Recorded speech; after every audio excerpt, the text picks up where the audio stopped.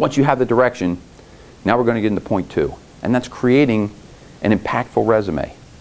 And I can assure you, I would hope that everybody here has a resume put together. Probably one of the hardest things we have to do is to put a resume together and talk about how great we are. It's not something most of us are comfortable with. You put that together in a resume. And most people can, and I've looked at thousands of resumes over the years. And most of them are actually accurate. It's what you have done. But many of them are not any good. So we're going to get into what makes a good resume. And what makes that resume pop off the table when someone's looking at it to say, yeah, this is somebody I want Andy to talk to. There's something that's going to set you apart. Keep in mind, when you're blindly sending a resume, maybe you saw an ad, maybe it's they ran something on Monster, for instance, and you want to submit your resume. It's going to go to somebody, typically it's a HR person, human resources, who's going to look at those resumes. And you're not the only one they're looking at. Chances are there's probably several hundred resumes that have come through. They certainly can't go through several hundred resumes.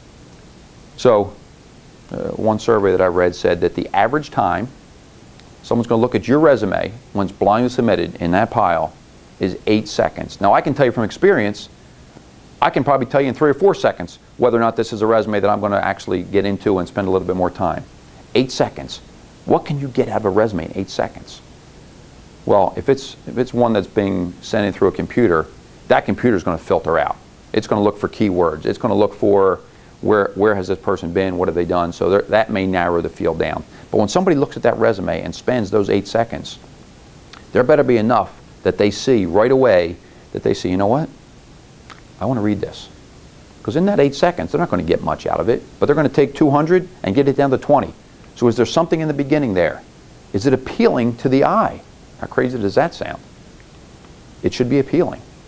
And if it reads like a novel and it's just jammed in and there's no margins, yeah, I'm not going to read that because I don't like even looking at it. It hurts my eyes to look at it. Is it on flowery paper? Unless you're going to be an art teacher, don't put it on flowery paper. One guy told me, you know, I've got my resume here, I'm all set to go. I said, well, how's it look? He says, oh, it's nice. He said, you know what? It's like a powder blue because I went to school in North Carolina. That's like, that's our color. So I went with the color of my school. And I said, that's not a good idea. They don't care where you went to school as far as the color of your resume paper. White. It needs to be clean, white paper. And we'll talk about in the program a little bit about what should that resume look like. What kind of paper. You don't want any fancy print. So you say, what can make me stand out? If you've made that first cut and you're down to the 20, typos. I can't even tell you how many times people say that they were an operations manger. Not a manager, they were a manger. Because guess what? Spell check is not going to rule out manger. It's a good word. It doesn't work here. And they submit resumes with mistakes, with typos. If you can't spend the time to go through your own resume and the attention to detail, you know what? Could be the greatest person in the world. What? They're a manger. Gone. An impactful resume. What are the different types of resume?